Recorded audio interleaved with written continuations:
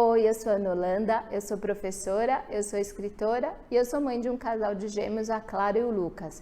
E eu trabalho com processos de condução pela escrita. Eu conduzo as pessoas para que elas consigam escrever.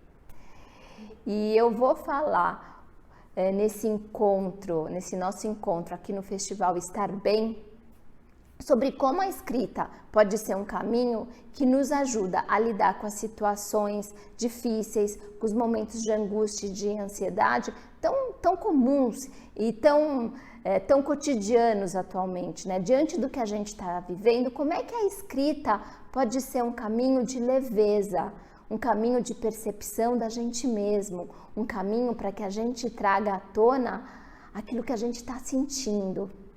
É muito fácil para as pessoas falarem, você precisa escrever sobre isso. Nem sempre, porque não é fácil escrever. Principalmente sobre o que a gente está sentindo. A escrita é um processo de condução. E é isso que eu vou mostrar para vocês.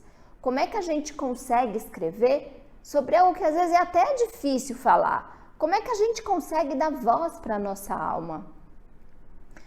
A primeira coisa é exatamente essa, a gente entender que muitas vezes a gente olha para a escrita como se ela fosse o tronco de uma árvore, um caminho muito certo. Só que o primeiro aprendizado compartilhado aqui é que a escrita não é sobre esse tronco. A escrita, ela diz respeito à raiz de uma árvore e aos caminhos estreitos que ela pode percorrer. E isso vem, esse olhar tão duro relacionado à escrita, tão focado na técnica, na plasticidade, na metodologia de como tem que ser, vem muito do nosso processo educacional. A gente não está acostumado a se colocar como uma presença no texto. A gente não está acostumado que alguém fale para a gente, você precisa colocar a tua alma nesse texto.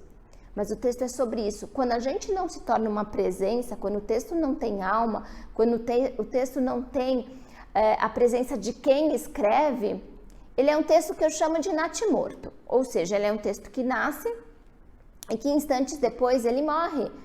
Porque ele é tão superficial que ele nem representa quem o escreveu e nem é capaz de encontrar o outro.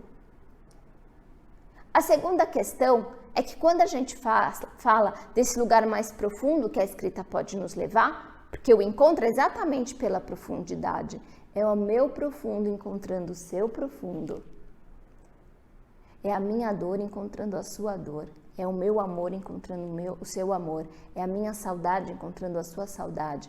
Esse é um processo que dá medo. É muito comum as pessoas travarem e sentirem dificuldade de escrever porque elas têm medo.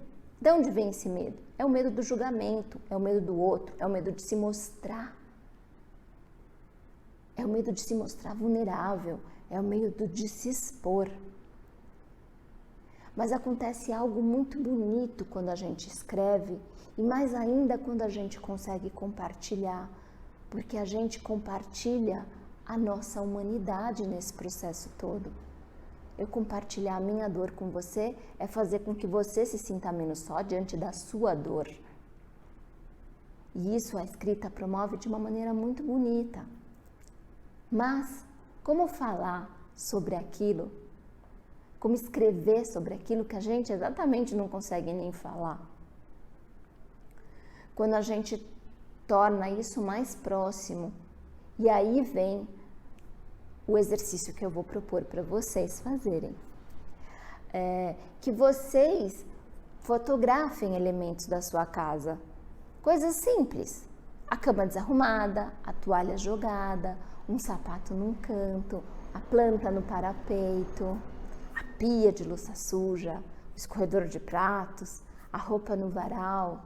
Que você faça um registro disso. E você comece a escrever a partir desses lugares tão simples, tão cotidianos. E aí você vai perceber que existe um extraordinário dentro do ordinário, que os caminhos de história eles estão ao nosso redor o tempo todo. A questão da presença no texto ela é tão forte que muitas vezes a gente tem com o texto uma relação como se a gente estivesse num barco à deriva, mas a gente não tá.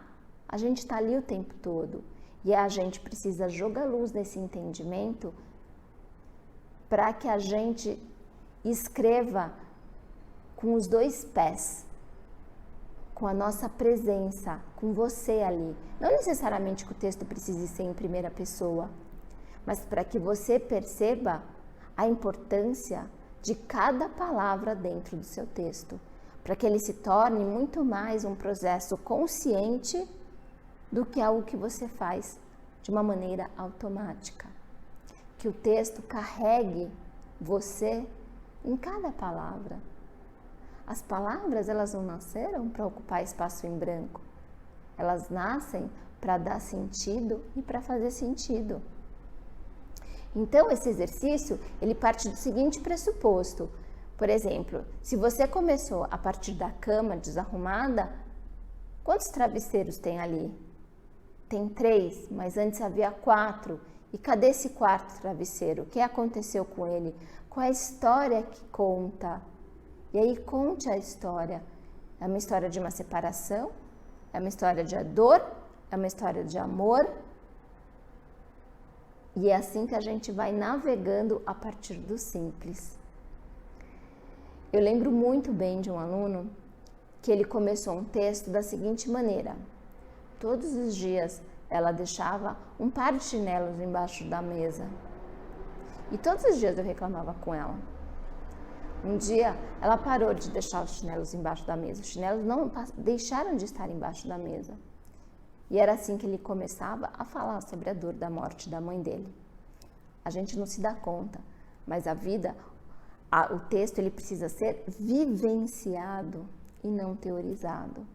E esse exercício que eu estou propondo para que vocês façam é para que vocês percebam como cada elemento que os rodeia carrega o profundo da própria vida. Carrega a dor, carrega a angústia, carrega a tristeza, que é aquilo que você está sentindo. A pia de louças sujas pode contar a história, pode te levar para um caminho sobre como você está lidando com as coisas agora. Um caminho de respeitar mais a imperfeição, de não querer ser perfeita e correta ou correta, certa o tempo todo. Sobre se abrir para os diferentes momentos da vida, só que tudo isso através da história, sem se perder na reflexão, indo pelo fio de condução da própria história. E quando a gente faz isso, se você for produzindo esses textos com regularidade, eu te convido a dar um salto de coragem e a compartilhar esse texto. E o bonito quando a gente compartilha um texto é que esse texto deixa de existir em você para morar no outro, porque ele carrega o teu profundo e ele encontra o profundo do outro. É a sua dor encontrando a dor do outro, é a sua angústia encontrando a angústia do outro. E aí todo mundo se sente menos sozinho. A gente se apega tanto na técnica, né? E eu sempre falo que escrita é relação o tempo todo. É uma relação da gente com a gente mesmo, da gente com o outro e da gente com o mundo. E eu vou além. Eu digo que a escrita é um permanente exercício de coragem, de amor e de humanidade. Ela é coragem porque o medo vai ser sempre uma presença. A gente sempre vai se expor. A gente sempre vai se colocar nesse lugar de vulnerabilidade. Mas ela é de amor e de humanidade porque é a minha essência encontrando a sua essência, independente de quem a gente é, dos títulos que a gente carrega. E para mim isso é uma profunda experiência de amor e de humanidade. Faça esse exercício e perceba a potência que a palavra é.